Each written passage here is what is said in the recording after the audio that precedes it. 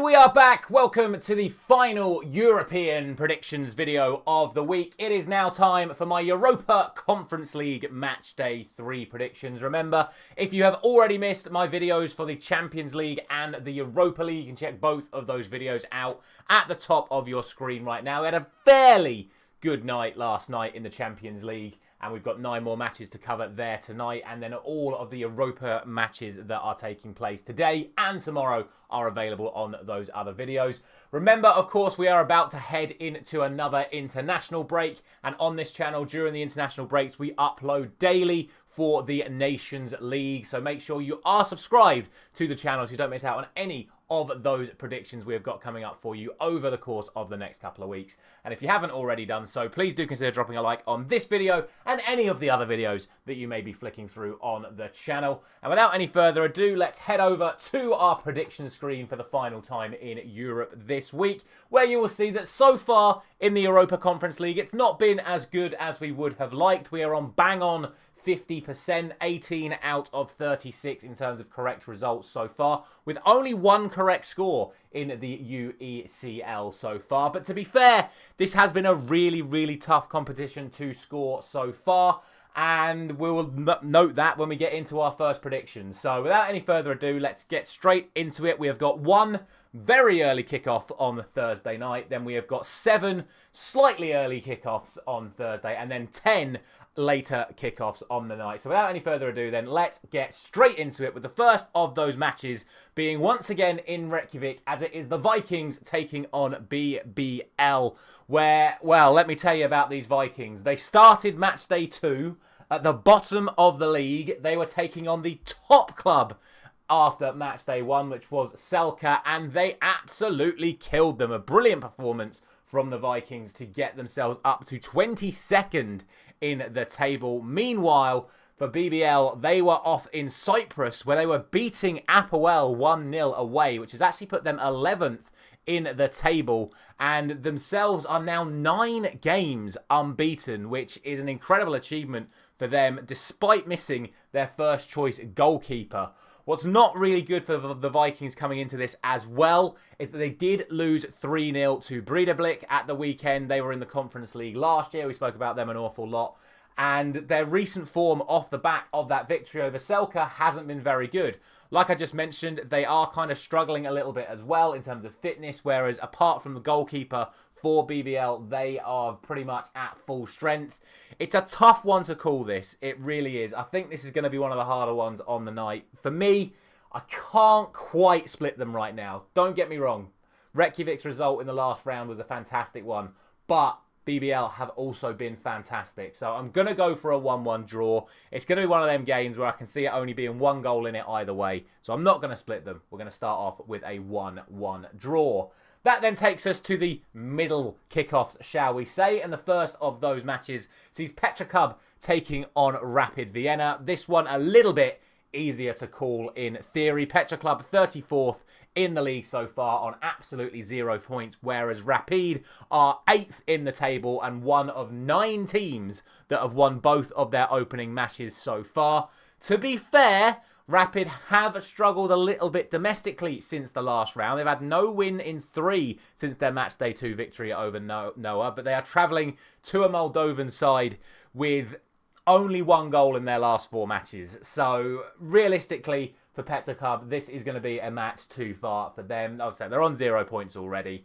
Rapid are on 2 out of 2. There really shouldn't be too much more conversation to be had about this one. I am going for a 2-0 victory to the Austrian side. That then takes us to Belgium, where we have Gent taking on Ammonia Nicosia. Both of these sides are on 1 win and 1 loss. Gent were able to get a victory on match day 2, whilst Ammonia were losing 2-0 in Scotland to Hearts. Since then, it's been a mixed bag for both of these two sides. Gent lost 2-0, then won 7-0, then drew 0-0. Meanwhile, Ammonia Nicosia won 2-0 away, but then drew 1-1 at home. So form going into this isn't great on either side. Both sides are pretty much fine in terms of fitness and suspensions. In fact, where yesterday we spoke an awful lot about injuries and suspensions in the Europa League, there's not actually that many injuries and suspensions in the Conference League. this week. So it's going to make the games a little bit more easier to call in theory. On paper, Gent should 100% be winning this match. However, the final note to say about this one going into it is that these two sides actually met just 2 years ago in Europa League qualifying. It's not even Conference League. These two sides met in Europa League qualifying. And on both occasions, in both legs, it was Ammonia Nicosia who won 2-0, eliminating Gent from the Europa League. So there's a little bit of momentum on their side. But like I said, the expectation will be for Gent to win the match. So I'm going to go for 3-1. But just hold that little bit of knowledge in mind before you go into this one. Ammonia do have previous against their opposition tomorrow. From there, we head over to Helsinki, where HJK will be taking on Olympia Ljubljana. And again, this is two sides that are on 1 win and 1 loss. However, unlike the last game, both sides in this match were victorious on match day 2. HJK were winning against Minsk. Meanwhile, Olympia were winning against LASK, which was an incredible victory for them. Helsinki actually haven't played since match day 2. Their domestic season, I believe, is now either over or just on pause. Meanwhile, Olympia have won all of their last 3 matches in Slovenia since the last break, including victory over fellow Conference League side NK. More on them later in this video. They did actually meet Olympia they did meet each other, HJK and Olympia, in 2018, with Olympia winning both legs, again in Europa League qualifying, bizarrely, but that was a little bit further ago than when Gent and Ammonia met each other. Realistically, again though, this is a game that Olympia should be coming out on top in. I am going for a 1-0 victory. HJK defensively can be pretty solid. Olympia's away record in terms of goal scoring isn't necessarily that good, so I'm just going to go for 1-0. But the expectation for me is that the Slovenian side come out on top. That then takes us to Poland, where we find Legia Warsaw taking on Dynamo Minsk, who, as we just mentioned, were defeated by HJK on match day 2. Back-to-back defeats for them, and so far they are facing a Legia Warsaw side that are another one of those teams that are 2 wins out of 2, and they sit 3rd place in the Europa League so far due to their good goal difference. They are no goals conceded in the competition so far. They are on an 8-match unbeaten run, including 5 wins in a row. So it's a very, very good run of form for Legia Warsaw. They're playing much better football than Minsk. To be fair, Minsk have won their last 2 domestic games back in Belarus, but I'm not being funny. There really shouldn't be too much contest here. Legia Warsaw, on paper, are by far the stronger side here, and no team, again, has any major injury concerns going into it. So assuming they're both playing their full first teams, for me, this is a Legia victory. I am going for 3-0 to the Polish side.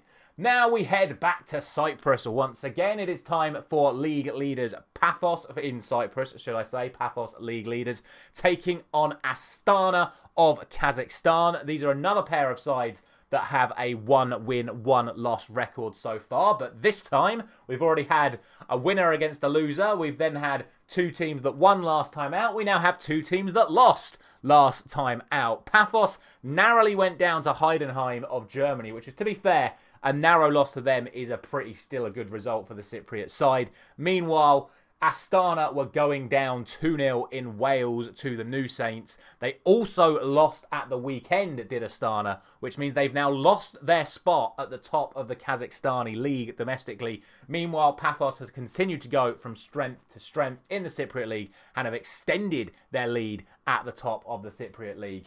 Again, 2 more teams with no major injury or suspension concerns going into this one. So we've just got to take this on face value. And given the form of the 2 sides, again, realistically, only going to be 1 winner here, in my opinion. I am going for a 2-0 victory to Paphos. Next up, it is a battle between Ireland and Wales as Shamrock Rovers take on the New Saints. Shamrock off the back of their victory in the Ireland versus Northern Ireland game against Larne, whereas the New Saints, as we have just mentioned, come here off the back of victory over Astana. Both sides are in absolutely phenomenal form coming into this. Shamrock Rovers have won 5 in a row, including winning that match against Larne. New Saints have won 6 in a row and have won every single game since that defeat on Matchday 1 to Fiorentina. And even then, that defeat to Fiorentina was only a 2-0 loss. Bear in mind, just a couple of weeks ago, Fiorentina beat Roma 5-1. So actually a 2-0 defeat to Fiorentina doesn't look so bad for the New Saints. On paper, Shamrock Rovers should be considered the favourites for this. However, they've got to get their priorities in order. They are in a crunch time in their league season. They're still fighting for their title. New Saints are in a much better position. It's really, really tough to call this. I have to go with who I think the favourites are, which is Shamrock. This is a classic case of 2-1 to the home side. Something we say a lot on this channel. But be very cautious about this one. New Saints are playing very good football at the moment. They've been well worth their results so far in this Europa Conference League, and I would not put it past them to get a result in Ireland tomorrow night. Final game in terms of the middle ground kickoffs, shall we say. It is Bakatopola taking on Lugano. It is no wins, no points, no goals scored, and 4 goals conceded so far for Bakatopola. Meanwhile, for Lugano, it is 2 wins, 6 points, 4 goals scored, and no goals conceded. So, perfect mirror image results of these two sides so far going into this. Serbians were well beaten by Legia Warsaw on match day 2. I think it was a 3-0 victory for Warsaw over Bakatopola last time out. They're also not on a great run domestically either, are the Serbian side, so it's not looking great for them at the moment. Lugano are on a fantastic run of form at the moment. They also beat Young Boys a couple of weeks ago. Young Boys, of course, Champions League side playing tonight, and Lugano went and beat them a couple of weeks ago. Goal scoring away from home, kind of like we said about Olympia, their goal scoring record away from home isn't great. They certainly score a lot more at home than they do away from home, but against the Bacca side that are yet to score and have conceded consistently in both of their matches so far, I think it is fair to still go for Lugano in this one, and I'm going to go for a 1-0 victory for them. For me, it was a toss-up between 1-0 or 2-0, but I'm playing it safe. I'm just going for 1-0, given the lack of form in front of goal away from home from Lugano. That concludes all of the early kickoffs. To take one last long look at them before we then move on to the second part of the video. Of course, as always, we'll have little notches along the bottom for every single match, so you can always jump back and forth and around the video to any of the matches you want to look at. But let's move on now to the 10 matches kicking off later tomorrow night. And the first of those sees us heading back to Cyprus once again, where this time it is Apoel who are going to be taking on Fiorentina. Apoel on the receiving end of that shock home defeat to BBL on match day 2 after drawing with Shamrock Rovers on match day 1. So it's been a really, really poor start for this Cypriot side, the third of the Cypriot sides in this competition. Meanwhile, Fiorentina are absolutely flying at the moment. They are second in the Europa League. They are just 1 goal behind Chelsea. And not only that, they have won all of their last 7 matches in all competitions. Apoel have actually only won 1 of their last 4 home games. So it really isn't going well for them. Meanwhile, Fiorentina have won their last 2 away games in the last couple of weeks without conceding a single goal as well. Fiorentina, to be fair, do have a couple of injury concerns, but no one that's really going to affect their starting lineup and their ability to win this match. Realistically, again, there's only going to be one winner here. I am going for a 3-0 victory to the Italian side here. 3-0 to Fiorentina.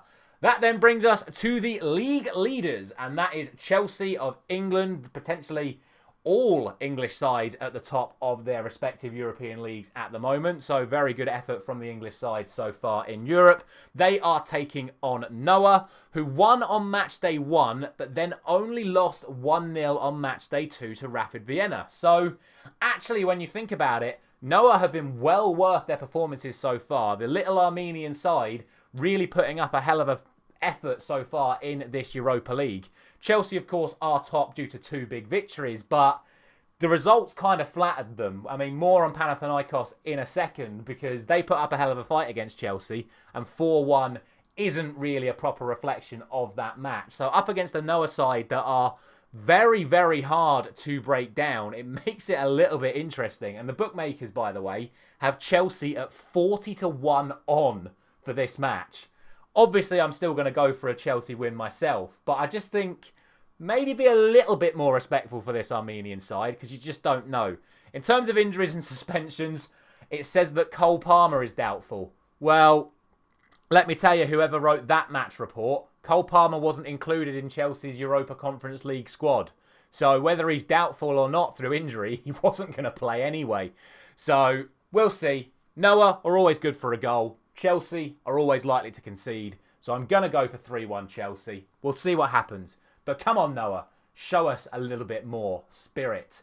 That then takes us to Drudegen taking on Panathinaikos. And it is time for the artificial pitch. Thank you to whoever commented that on the last video, informing me that Drudegen in Sweden do play on an artificial pitch. So a little bit of extra favour on their side as they go into this match with Panathinaikos. Both of these sides, surprisingly, are only on 1 point so far in this competition. Drudegen lost to Victoria last time out, and Panathinaikos, as we just mentioned, lost 4-1 to Chelsea, despite putting in a really, really good performance. To be fair, though, going into this, it's been a poor run of form and a severe number of injuries for Drudegen back in Sweden, which have seen them drop out of the European places completely in the Swedish league. Meanwhile, Panathinaikos have started to get their first team regulars back into the side. Most notably, their star striker, Ioannidis, is now back and ready to go. They've also got Facundo Pellistri, the former Manchester United player, available to them again now. He looks like he is going to be a real threat. And I just think with that situation between the two clubs, Drudegen full of injuries, Panathinaikos getting their star players back. The only thing that could save Drudegen is, of course, that artificial pitch and how well the players can adapt to it. But most footballers now train on artificial pitches day in, day out anyway. So I think the days of the artificial pitch being a real issue are, for the most part, gone. But we shall see. I'm going for a 2-1 victory to the Greek side here. But who knows? Again, at home, Drudegen might just pull something off. That then takes us to Copenhagen taking on Istanbul Başakşehir. From Sweden to Denmark, we just take a little trip across the Nordic countries, where we find Copenhagen only on 1 point themselves, which, again, is a poor underperformance from them. But it's not as bad as Istanbul, who sit on 0 points after losing at home to Rapid Vienna and then losing 5-1 to NK on Matchday 2. Told you there'd be more on NK later on in this video. We'll have even more on them when we get to the penultimate game of this video.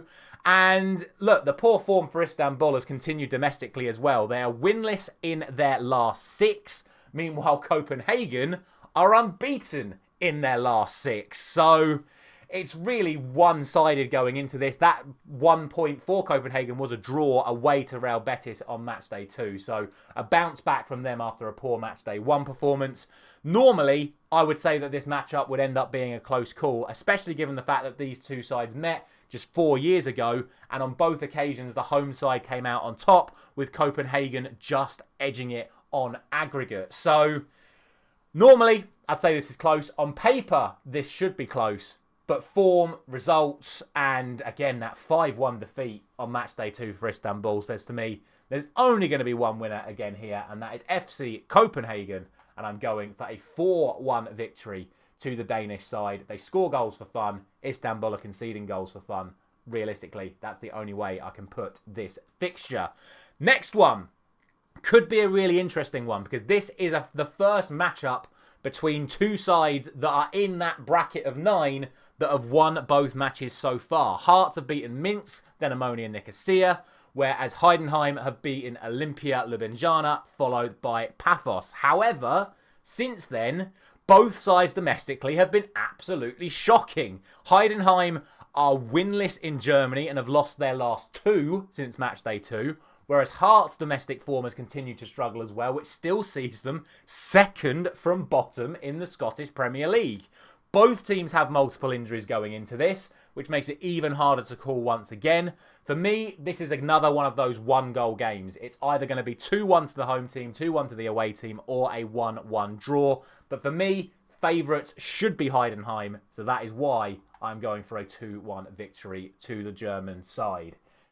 Now then, brace yourselves, everybody, because next up it is Jagiellonia Bialystok. I hope I've got that right. Jagiellonia Białystok, as we call them, JB. Thank you to the person in the comments that phonetically spell out how to say JB's actual name. They are taking on Molde in this match. JB come into this with 2 wins from 2, including winning at Copenhagen on match day 1. Molde were able to defeat Larne on match day 1, but then went down to Gent on match day 2. There are no real fresh injury concerns for either of these sides, but Molde are still without former Manchester United Academy graduate Wolfgang Magnus Akram. I'm not going to try and say it again. For JB, they are unbeaten in all of their last 10 and have won 9 of those 10. They are absolutely flying at the moment. Molde drew at home at the weekend to Europa League side Bodo Glimt, so a little bit of a confidence boost for them as well. But ultimately, travelling away to Poland, I think this is going to be a victory for JB. I am going for 3-2. Both sides have been involved in quite high-scoring games recently, so I'm going for 3-2 to the Polish side. That then takes us to Larne versus St. Gallen. Larne, as we just mentioned, were defeated on match day 1 by Molde before then going down to Shamrock Rovers 4-1 on match day 2. St. Gallen have not been doing much better because Larne sit bottom on 36th and they are taking on St. Gallen, who are 35th. So if this isn't the biggest match of the night, the battle between the bottom 2, I don't really know what is. Both sides are on -6 goal difference, but hey-ho, at least St. Gallen have scored 4 goals, which puts them above Larne, albeit that means they have conceded 10 so far. And they've also drawn their last 3 games domestically back in Switzerland as well since their match 2 defeat. But realistically, this whole competition has been realistically showing that Larne are completely out of their depth. I mean, they've done well to qualify for the competition in the first place, so fair play to them for that. But so far, Larne really have been the whipping boys of this competition. At least, as we already mentioned, St. Gallen have been putting some goals in the back of the net in their defeats. And unfortunately, I just think for Larne, this is arguably their best chance of getting points. But I still have to go for the Swiss side, I'm afraid. I'm going for a 3-1 victory to St. Gallen.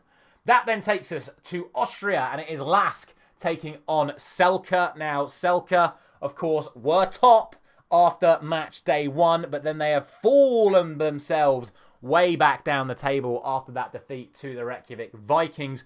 Both of these sides, unbelievably, despite being in Europe this season, are now in the bottom half of their respective domestic leagues. So form overall for both of these sides are absolutely stinking at the moment.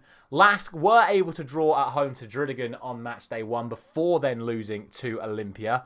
Both sides are carrying a whole bunch of injuries going into this. As I've just mentioned, both sides are way out of form going into this. So I'll be honest, I've got nothing really else to go on. I just have to go for a 1-1 draw. One side could nick it, but when you've got 2 sides out of form, 2 sides full of injuries, it's just near impossible to accurately predict how this one's going to go. So for me, 1-1 draw is just about the fair result. Next up is the penultimate game then between Real Betis and the club that we've already mentioned a couple of times, who I'm going to try and say correctly this time myself. It is Nogometni Klub Celje. So again, thank you to whoever spelt that one out phonetically for me in the comments of the last video. The Slovenian side, who, as we've mentioned, won on match day 2, defeating Istanbul Başakşehir 5-1. But also remember what we mentioned at the start of the video, that they did lose at home at the weekend to Olimpia Ljubljana. So mixed bag for them going into this. Real Betis have not been great so far in this Europa League, losing to Legia Warsaw, then drawing at home to Copenhagen. However, since then, they have been on a really decent run of form. They beat Real Betis. They are Real Betis. They beat Atletico Madrid in the La Liga. They then won 6-1 away from home and then got an impressive 1-1 draw away to Bilbao at the weekend as well, despite still carrying all of their injuries to the likes of Isco, William Carvalho, Giovanni Lo Celso, etc. So despite how good NK were on match day 2, I just think the combination of losing at the weekend to Olympia, Betis on a good run of form, Betis being at home in this one, you've got to favour the Spanish side here. I'm only going to go for 3-1. Realistically, on paper, it could end up being more. But realistically, again, it really should be a Betis win. But who knows? The Slovenians pulled off an incredible result on match day 2. They might just do it again. And then finally, the final game of the week in Europe sees Victoria de Guimarães, I can never say that name properly either, taking on Mlada Boleslav. 2 wins from 2 for Victoria, 2 defeats from 2 with no goals scored for Mlada, where, to be honest, I could probably not say any more with Victoria being at home to tell you that I'm going to go for a Victoria win here. But if you want any more context going into it, back in Czechia, it has not been a good run for Mlada there either. They have become the absolute draw specialists domestically. 5 of their last 6 matches back in Czechia have resulted, or Czechia, I can never say it properly, have resulted in draws. Meanwhile, for Victoria, they've just continued to move steadily through the Portuguese league. Again, no fresh injury concerns for either side going into this. I am going to end today's video with a nice, comfortable 2-0 win to Victoria. And that is going to be it for all of the European predictions this week. As always, a massive thank you for all of you that have supported the channel over the last few days. As always, don't forget to comment down below with all of your thoughts on all of these matches. Let me know how I did with the pronunciations of any of these teams. If there's any improvements I need to make on any of those pronunciations, please let me know down in the comment section below.